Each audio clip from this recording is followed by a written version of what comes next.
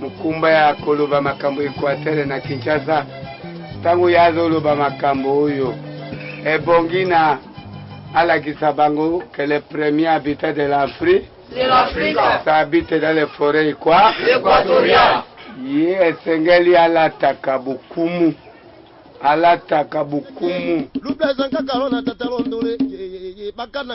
Sidou Bangi, comment appelle Sibino Bambote, Noru Bangi, Mongala, Équateur, Natapa. M'appelle Sibino Bambote parce que Nzambe a Pamboli, Gré Équateur, précisément Tozui, évêque, il y a diocèse, Bopungu, Ikela. Et Mbala Yaliboso, et Tini Yabamongo, Bazwa, évêque, parce que l'église catholique qui pose à la Sango, il faut respecter les normes. Et Boye Bibiso, Bamongo, Mingi, Toningaka.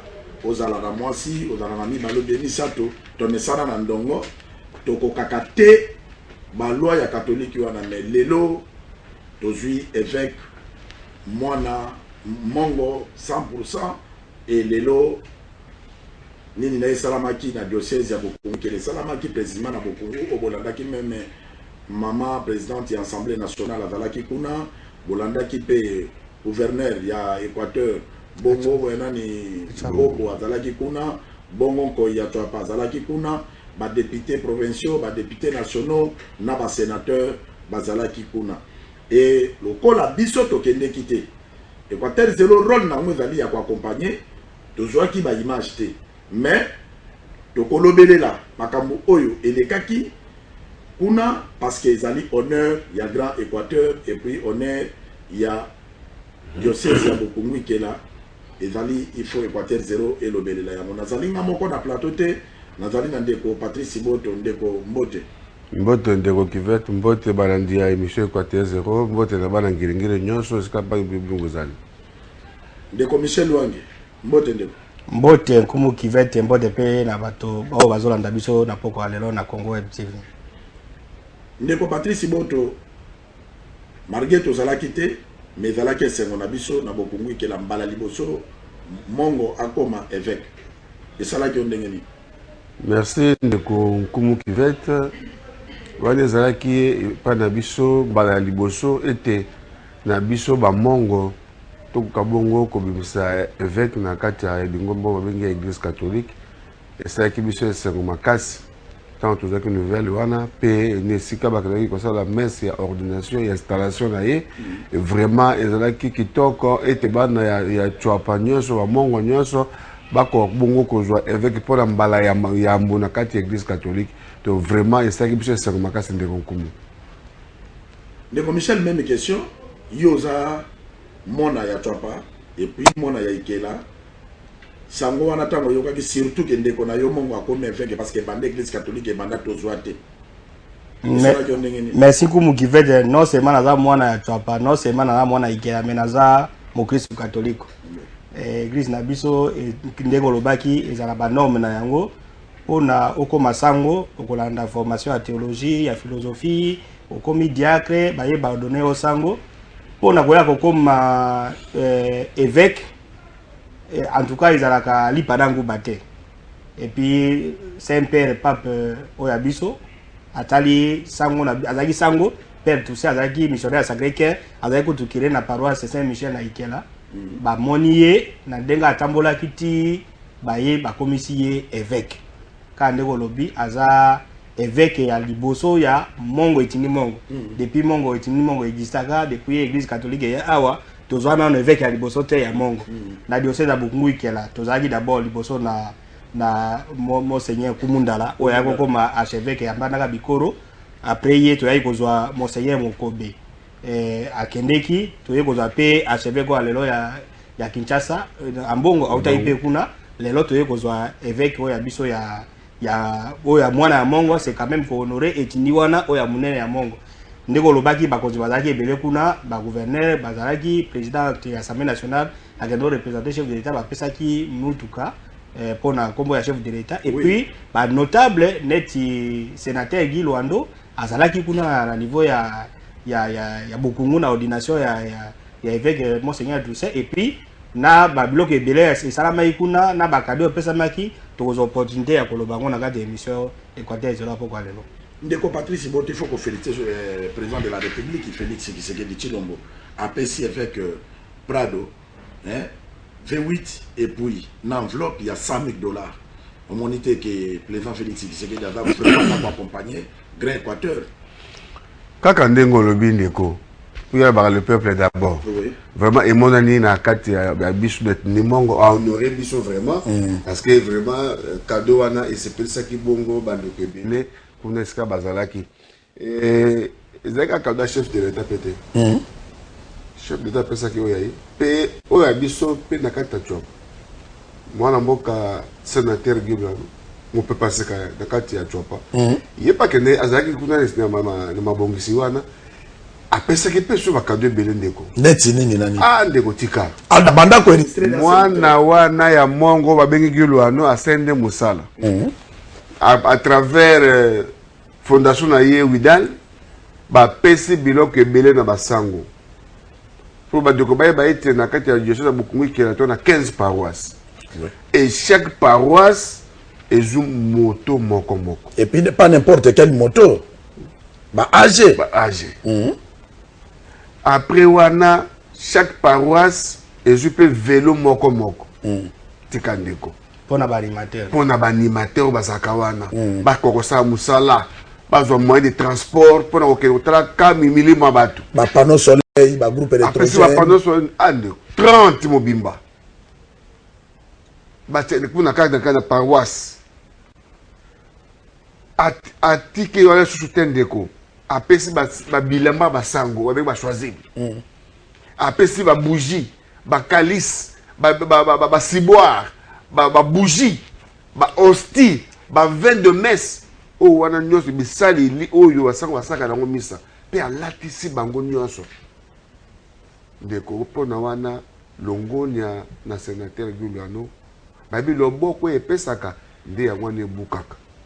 Ndeko oyo pesi opesi yango na bato balabala te olatisi basali ya Nzambe pe ndeko wana koleka ete bakoko ya chwapa bakotika ete bakosunga ye na misala azosala mpona mboka na biso ya chwapa ke liboso. Ndeko Michel Lwangi, ndeko Patrice Boto, merci pour na bakoko ba soutenir sénateur Gilwano parce que tozalaki na yo lobby na Sénat. Ozomona ba mususu bazobenga ye Moïse ya chwapa. Ba mususu bazobenga ye Molongolisoni ya chwapa. Babengi ye bakombo nyoso. Parce que tozala honnête, parce que batebele balobaka nkomo yo soko tomboli mutu, tozo tombola te zali ba bien fait. Yango ya Patrice alobi que jamais toko boka bolamu to boka mona foule. Est-ce que banda tu pas et banda? Ezate kapesi pona ke évêque a liboso ya mongo. Banda tu pas banda otangi ba évêque oyo basal ba leka liboso ezana mona moko ya tu pas parce que ba sénateur ba bandi de loté, ba député provinciaux na ba nationaux ba bandi de loté, ba tambongo pe na tu pas ba bandi de loté bazalaka pe ba gozalaka. Mais mutoza la disposer lokola sénateur Gilwano. Ndeko Michel Lwangi. Est-ce que oso mona mutande mwana na province tu pas banda tu pas exista?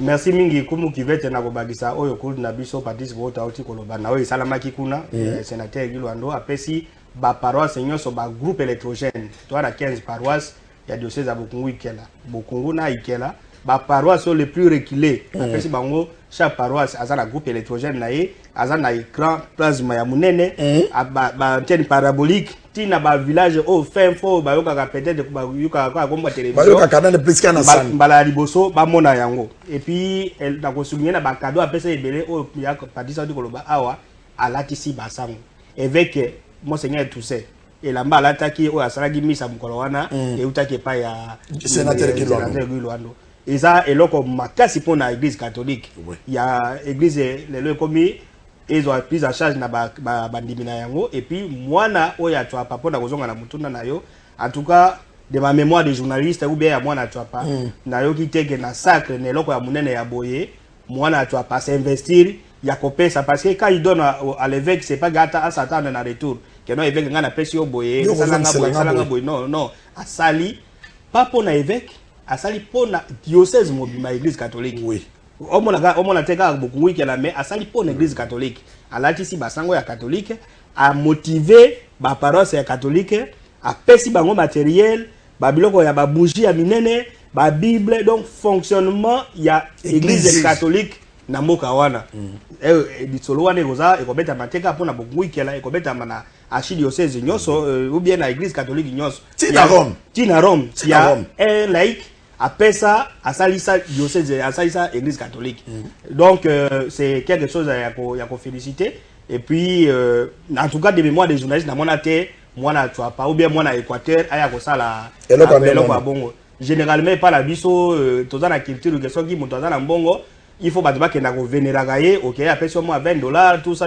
pour na ko poser ba action ya boye en tout cas na mona na on grand Équateur te jeune o yaza jeune garçon na âge na ye azo sala ba biloko que non même ba évêque ba doit sala ki ba messe et puis non seulement ça il mani non là a affrété avion na Kinshasa oti avion que il a ina Bokungu que non ba kende ko honorer évêque donc en tout cas félicitations pe mo lo ba kende le gars na Sénat ndenge bato ba kende ko mona na Sénat donc eza simplicité na ye et puis posa ya kokaba posa ya kosalisa baninga ndenge azosala na nini wana ndenge asali na église catholique ya Bokungu ikela ndenge azosala à travers fondation nani Widal na ye pe ndenge azosala et biso toza ba journaliste yo moko lobaki na émission biso toza ba fanatique te biso toza ba acteur à société civile so mutu asali likambo ya malamu tokobetela ye maboko initiative oyo asali tolobi ke ngai même papa nani kud na biso Patrice Boto abana musaka koleka biso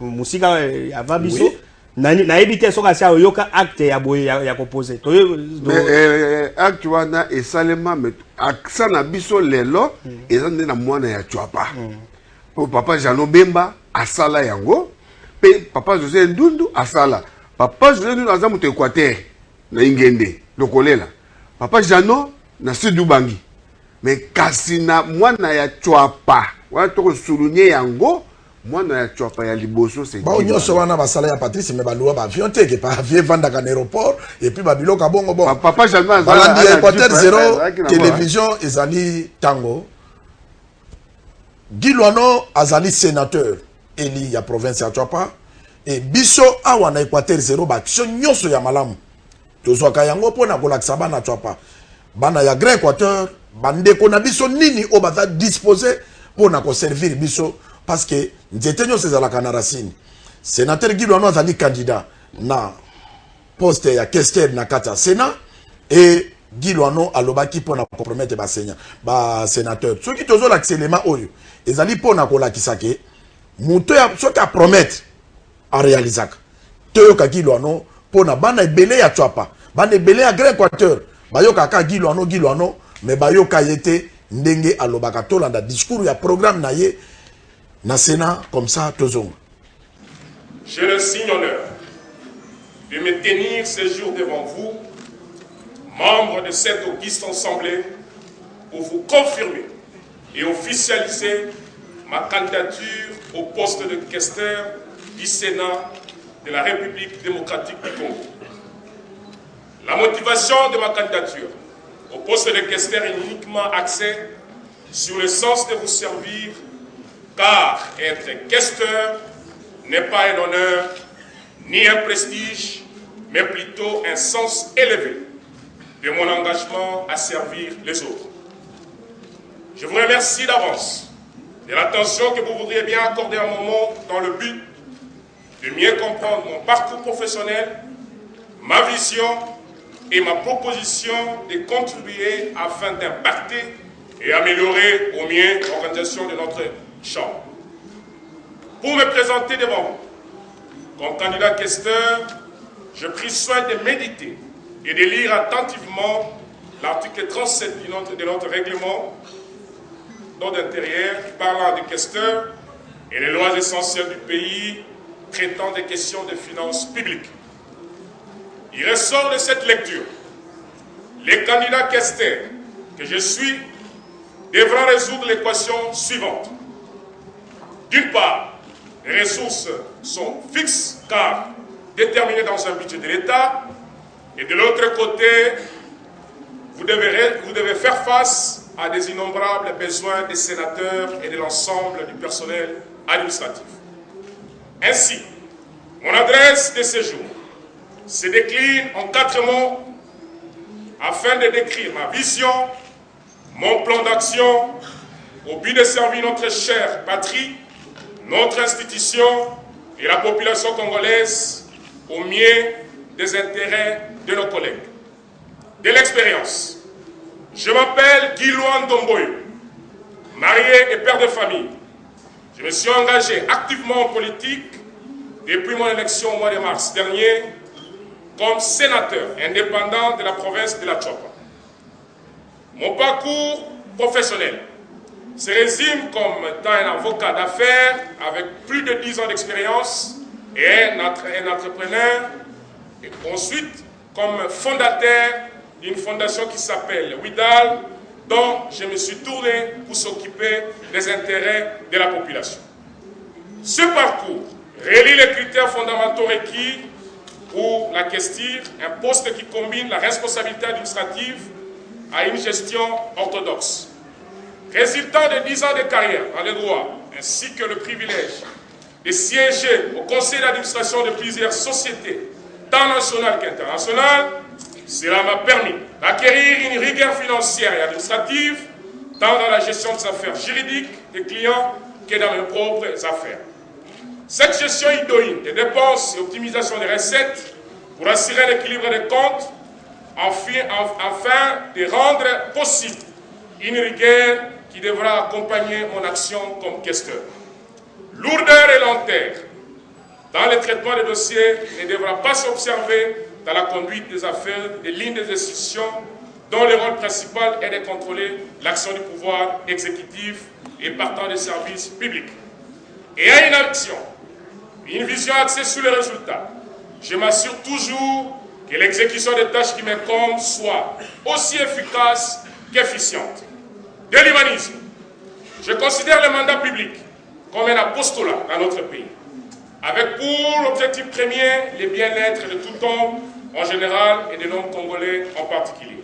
Par ailleurs, mon implication dans le monde humanitaire, avec l'objectif clair de la réduction de la pauvreté, m'a doté d'une sensibilité aux problèmes des autres et constitue une autre preuve de mon autre dimension humaine. Malgré mes multiples occupations, je reste et resterai humain, disponible à votre écoute et sensible à vos préoccupations. Du dynamisme, la vigueur doublée d'expérience et d'expertise me confère cette combinaison rare qui caractérise le renouvellement de notre classe politique et le Sénat en particulier.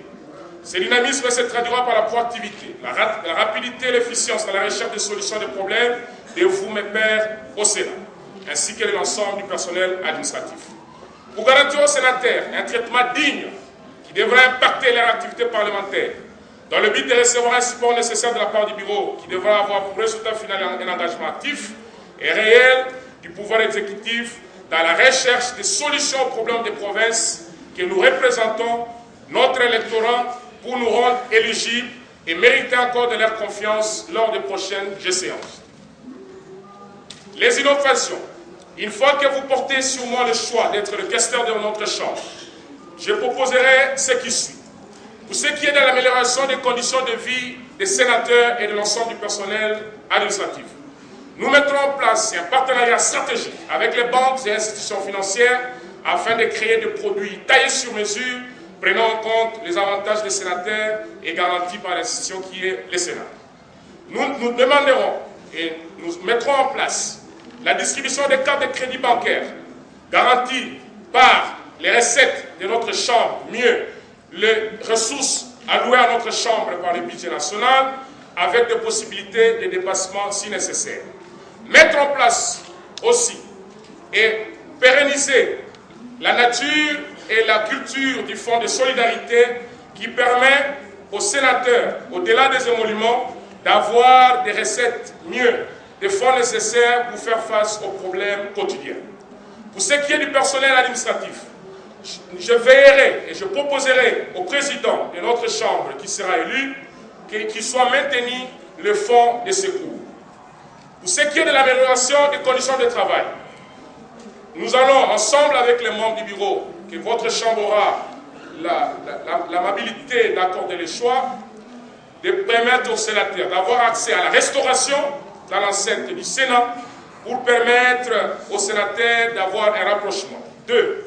Pour ce qui est des prises en charge médicales, avec la libéralisation du secteur des assurances, créant des partenariats stratégiques avec les sociétés spécialisées afin de fournir des produits de qualité en matière d'assurance maladie, permettant éventuellement des évacuations dans de bonnes conditions des honorables sénateurs. 3. Revoir dans la mesure du possible et faire des mises à jour des bureaux, l'informatisation, la digitalisation de certains aspects de la gestion des comptes afin d'avoir une transparence sur les dépenses et les entrées. Dans mon action comme questeur, je vais m'assurer que les intérêts de chaque province, des sénateurs élus, soient pris en compte et inscrits dans le programme budgétaire afin d'assurer le développement des provinces dont nous sommes élus. Surtout les provinces mieux développées, celles qui, à la suite du découpage territoire en 26 provinces, continuent à sombrer dans des conditions que vous pouvez imaginer. On est à l'appui du questeur, et ainsi on est à l'appui de l'ensemble des membres du bureau. Et étant questeur, si vous portez votre choix sur ma modeste personne, je mettrai en place des projets de développement qui auront pour impact d'accompagner chaque sénateur dans son action parlementaire. Mes infirmes convictions et motivations sont celles de servir mon peuple, notre pays avec une vision à long terme, avec l'objectif d'améliorer à tous les niveaux les conditions de vie des sénateurs. Honorables sénateurs et sénatrices, chers collègues, à l'heure où notre pays est conscient du caractère délicat et crucial de la mission du Sénat dans notre pays, le questeur, dans la conduite quotidienne des affaires du Sénat, doit veiller et s'assurer de la bonne marche de notre institution.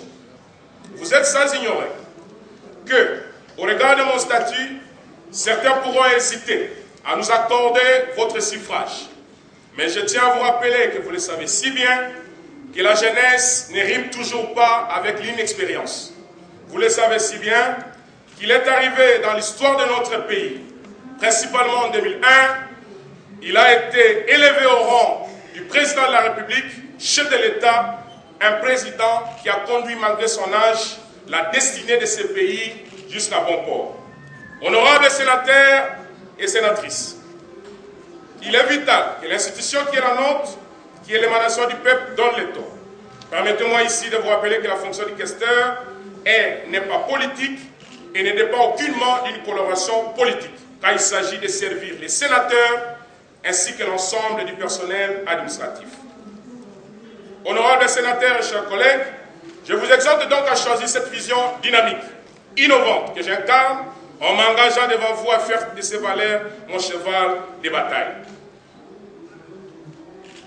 À mes deux autres collègues candidats et aînés, sachez que dans toute éventualité que notre plénière ne m'accordera pas leur suffrage, j'accepterai les résultats du vote avec amour et je vous garantis que pour tout le temps qui nous reste ici à travailler pour le peuple congolais, vous aurez toujours droit à mon estime et à mon respect. Chers collègues, je me remets à vous et je pense que le samedi, vous ferez le choix de la raison. Je vous remercie. Merci, Agla. Ndeko Michel, Hollandi discours, programme, il y a sénateur Guy Loano. Et l'autre intéressant, ils ont dit qu'il y a un restaurant moko pour les sénateurs. Est-ce qu'il y a un programme où il y a lobby wana à réaliser ce qui est là, ma PC place wana? Bon, ndeko comme qui va être nani pour na bato bazolanda biso awa eza c'est une émission eza elekaka par semaine, eza une émission d'actualité. Tozongela actualité ne elekaki ya semaine y compris makambo ya Sénat. Oye koleka na Sénat, biso do votaka te, population a votaka te, ce sont les sénateurs et même qui élisent bato na bango, mais biso neti observateur toza pe na mo ya ko interpréter discours ya oya lobaki eza la candidat président Tamwamba. Biso ba journaliste doit na raison ya ko commenter discours na ye bien que za makambo ya Sénat. Eza la candidat président professeur Bahati toza na droit ya ko commenter discours na ye y compris na ndeko Guy Loano de kolobi yo ti koloba awa important so ba message ba image tozotika yango siko eza nini même pour l'avenir omoni nde doza na ba élection awa candidat ko ya na kotongela bino boy et il dit l'histoire azui a gagné l'élection après 4 mois après une année après non ngai député moyen na sala makamwana ezate mosala député zande ko voter na ko contrôler mais vous avez promis quoi yango siko ba archive ya boye eux il a biso pona nini a promettre baninga na yeba sénateur alobi non akoki asala restaurant pour na ba sénateur obi ba sénateur obi nga sénateur na biso za chambre haute obi même atala ba intervention kengo wandodo atiki sénat wana na likolo bato wana kuna ba benga ngo école de noblesse ya keno école ya simplicité yo yebite ngana aider yo c'est-à-dire que yo za juriste ngana za anthropologue to sala ba chambre ya banini oui ko sala soka nani asale loko wana je ne pense pas que likolo ekokita c'est normal que sénateur a asali musala au moins ba plénière ba ngondeke bandaka et qui bandana 10h qui 23h au moins la même table plénière à lobby à jouer élection et ko bandana 10h forcément aussi la ba 22h alors sénateur a kolongwa wana a kene sur restaurant à ville non on peut trouver un cadre à promettre voilà quelque chose de concret pour na nani ko renforcer ba to ba sala musala au lieu mutabi malibanda kene ko sala banini et puis même babiloko ba ko loba ya sécurité sociale avec libéralisation ya secteur assurance ba sénateur ba ko taper ba zo apena ni ba to société assurance moko ya santé na bango po mona boye mbongo ubuta na gouvernement omona boke na musala boye pas crise ezoyo ese gouvernement na moment na go misa mbongo ya kotina libana mboka mais soki bozana bureau ya bien ils ont organisé sénateur ada continuer ko distraire sénateur ako évacuer le plus tôt possible tolo biaka makambo sénateur te parce oya bango eza pona bango mais na o bazol o ya lobaki na intervention surtout makambo ba province bango baza ba élu provinciaux ba sénateur bureau ya sénat eza na responsabilité ya kokende kotala ou sénat d'une manière générale kokende kotala gouvernement que non après démembrement to sala ki nini ba province état na bango eza ndenge nini c'est la responsabilité et puis à promettre la message n'est que à travailler na gouvernement pour que ba doter ba province na ba infrastructure c'est ce qui nous intéresse nous population biso de kozela ne alobi wana après même ba élection après il n'arrête ko tia image wana que non bon papa yo lobaki ke okoyebisa gouvernement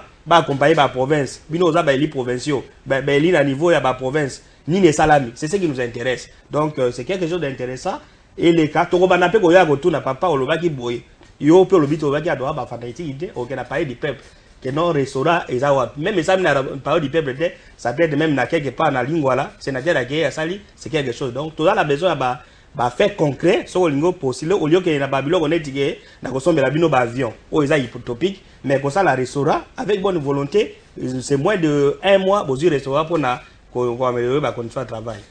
Merci parce que des commissaires du côté wana ko bangela te ngai na yebi mutu wana bien lelo assemblée provinciale ya Chwapa les autres ngama na ba frais personnel ya sénateur Gilwano stade ya Chwapa lelo Chwapa ko stade na boende stade to benga stade Bakuchu et okoma na modèle na ko senga sénateur biso misa to ko kende na Chwapa poto ya ko lakisa batu ndenge misala et démarrer kuna na zo benga bande ko na boende balobi nkumu awa misala e bandi ezali pona ko lobake biloko oyo sénateur Gilo na lobi et ko se réaliser parce que yaza mutu oyo a prometaka pe a silisaka avant nano opesa nani kulutu Patrice Maloba to zonga na constitution c'est pour la première fois na mboka na biso que un individu vraiment abimisi mbonga tongela institution ndako omoni na assemblée provinciale ya Kinshasa awa Union européenne tongeli bango Union européenne tongeli petit kinyongo eza nyongo eza ba conséquences nyongo te ga pesi biso loko fele akei nani Union européenne tongeli Kinshasa assemblée na ba province mususu ba tonga ba gouvernorat mais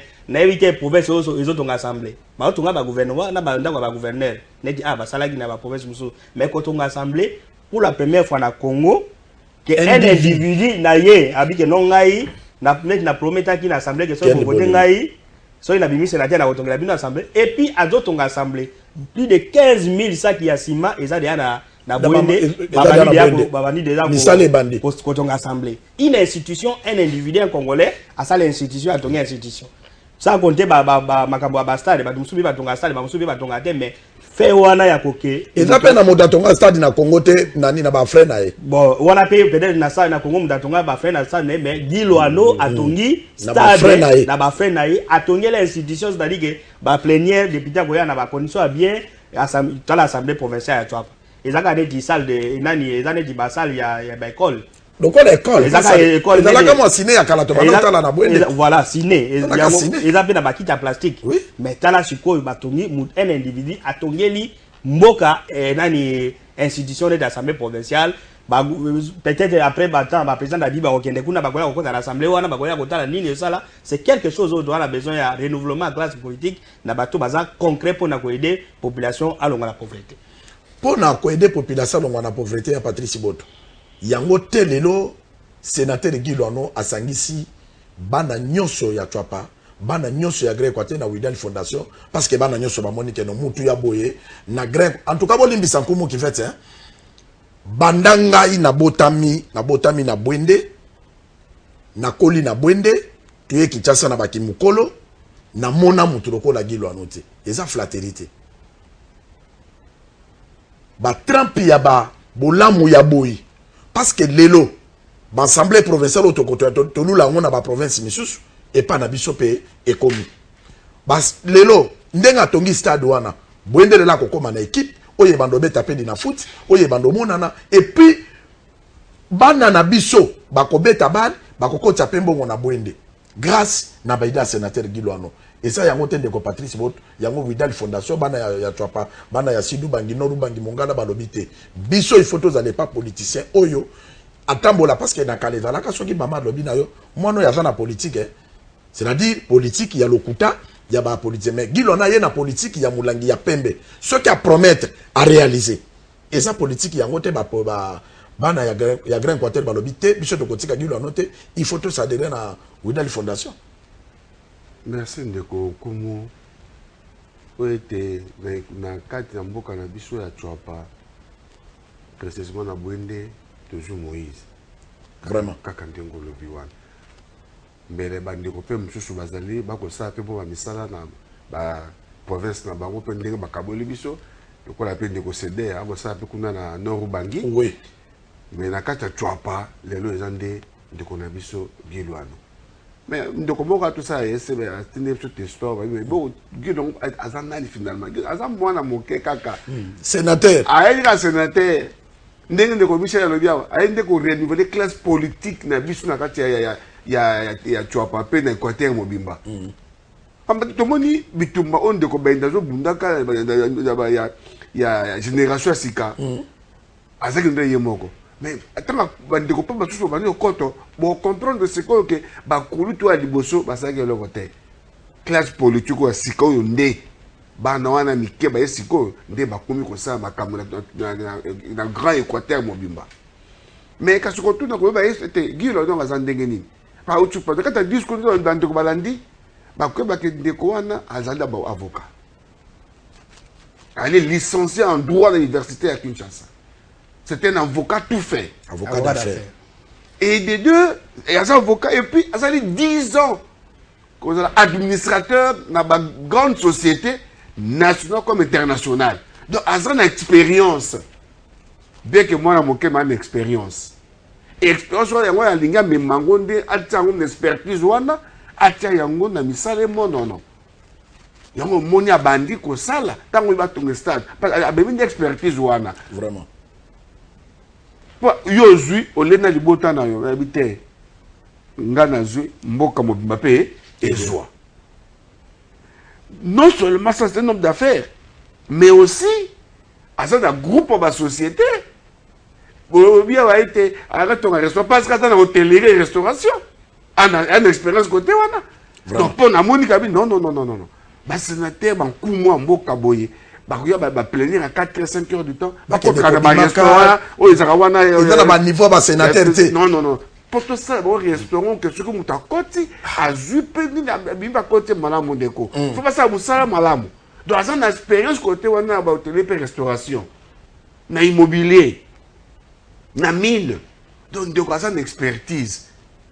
baba kana mboka na biso mwana moka beta kape mbonda bakolo babina yango na pona baction yanga beta ki na discours na ye na suka lobi bo monaki ndenge président sortant Joseph Kabila ndenge azwaka mboka na age nini mais botala ndenge akotisi démocratie soki bo pesinga chance na ko moderniser pe Sénat na mwa mayele o nzamba pesa ngai Merci de Rokivet. Alors au moins que ndeko wana y a une expertise. Ya ngwa to biete, biso to voter te. Te influencer pété, mais to bi ka bandeko. Bo sale confiance. Bo pesa y question wana. Vraiment. Asama nous sala. Pena biso na kuna chwa pato ko sepela déjà pour te éviter mbala mikolo ko yawa beaucoup mon équipe a chwa ko na kisasa. Po pas na biso ba mongo ya patria ba kisoko parce que dans ba kitoko ba lobi. Muto azana nzala bapesa kaka lingangu bate po akosilisa nyonso bino bokolia yango te ye aza na eloko ne na poche akosala ba réalisation wana sa asenge eloko ya moto na mbongo na ye moko akosala biloko wana do ba sénateur basala confiance eza théâtre te eza nde ba réalité bana chopa bana grand quartier biso na chopa to junde Moïse ko binisa biso to na zamba na molili. Mais tout le monde qui est découvert a yépoté balo et chopa et tellement et qu'il est libre. Balande Équateur 0 Bolanda tango sénateur a silisi koloba a silisi discours ni a programme ba bimi na sala Sénat mais ba pandi sango ba confrère batika qui était a sala qui interview après interview alda mais mankumu mbala moko na sorti à sénateur ndenge bana ya grand Équateur balataki sénateur ndenge nzoi alandaka miel naye comme ça tozonga. Je suis pas le meilleur candidat. Je suis pas supérieur, je suis pas extraordinaire. Je suis juste un simple sénateur comme tant d'autres qui se porte comme candidat pour se mettre au service de ses collègues.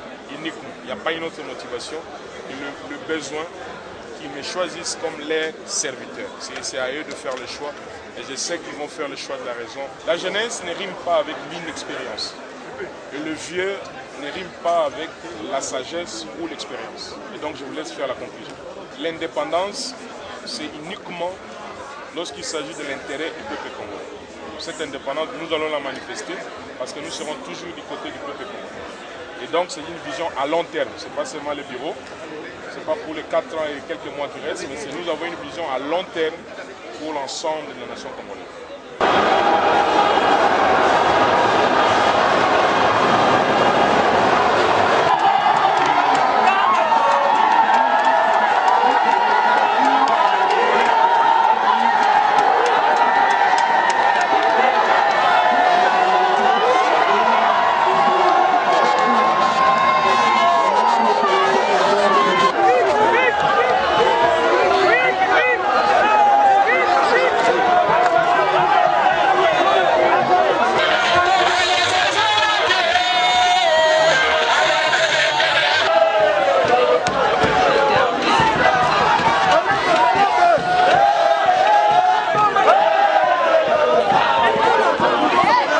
Bomoni bana ya Chwapa, bana ya Grand Équateur, pardon, félicitations parce que tango boza pembeni ya Gilwano bobonde la kamingi pona ye nzamba pese njoto makasi botika ka vina ye nyoso na maboko nzambe parce que batu ya boye bakoluka babundisa ye mais nzambe oya pese biso Gilwano abatela ye et puis lisusu félicitations parce que tango bino boza kolakisa ye soutien ya modèle wana et ko pese force pona ye bakebi tumbo nazo bunda ezali ya ngai mon côté bandeko nanga ba monike nazo bunda pour l'intérêt général ndeko Michel Lwangi télévision ezali tango mot de la fin pour tozo. Merci mingi kumu kivete na kopesa mwa atuli mwa conseil muke na ba notable ya biso ya Grand Équateur ezonga gisima mingi na jalousie ezonga gisima mingi na motema mabe ainsi de suite nde boza na Assemblée nationale soki likambo etali grand mwana ya Grand Équateur na Assemblée nationale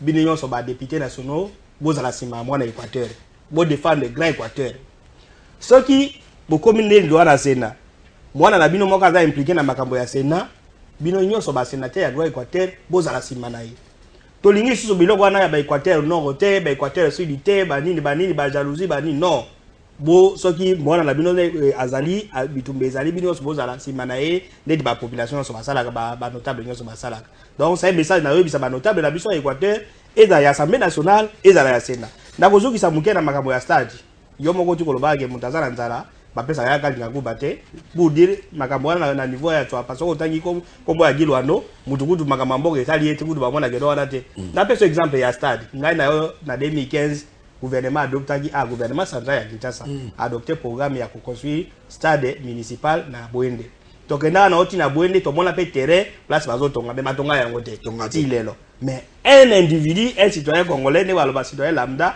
aye kotonga stade en dehors ya kotonga une décision d'assemblée provinciale en tout cas bakoko na nzambe na bato bazomona na ba bonne conscience bana besoin ya bato ndenge wana Ndeko Patrice mot de la fin. Merci mingi tokomi na suka bandeko télévision za litango to pesi bino merci butika la brancher kaka na émission na bino Équateur 0 mbala simande to ko yabela bino mopaya mususu azana nzela za ko ya azana end boko découvrir ye moko na poste ko ya pesi bana ntu ngiringiri bandeko nyonso e grand Équateur ya ngiringiri mbote na bino pa banso busika bozali. Merci Ndeko Patrice Boto, merci Ndeko Michel Luangi. Merci sénateur Guy Loano parce que Nzambe oya pesi oya koli apesaka na petit. Merci na bana nyonso ya Gré Équateur, bana nyonso ya Vidal Fondation kuma pesi bino bambote ebele na kopesa pe bambote na bana nyonso ya Gré Équateur ba fai na komi na barumbu parce que bopesaka confiance na nkumu kivete pona alobelela. Ba oyo nyonso bazali na souci ya koleka na Équateur 0 ba numéro yango wana. Émission oyo émission ya Gré Équateur, ba notable ya Gré Équateur, ba tu nyonso bazana besoin ya koleka table yango oyo. Toko yamba yo, toko pesa yo ta pona grand province na yo eyoka yo. Eloko ndeko Michel alobi, ngai na ko bakisa boye. Na pesa exemple oyo mingi. Découpage eyaka liboso na province ni na Grand Kasai. Mais awo koyeba teke oyo muto akananga oyo muto ambushimai. Bazala kaka bomoko. Et pas na biso. Émission oyo Grand Équateur ezali pona komema unité ya tous les 5 grandes provinces démembrées. Donc tous ala toujours bomoko pour na to continuer à construire grand province na biso pour na to kaka lisusu kaka sonité un jour pe mission oyo le Équateur 0 et comme Équateur nini Équateur nini nzambe muto ayebi bye.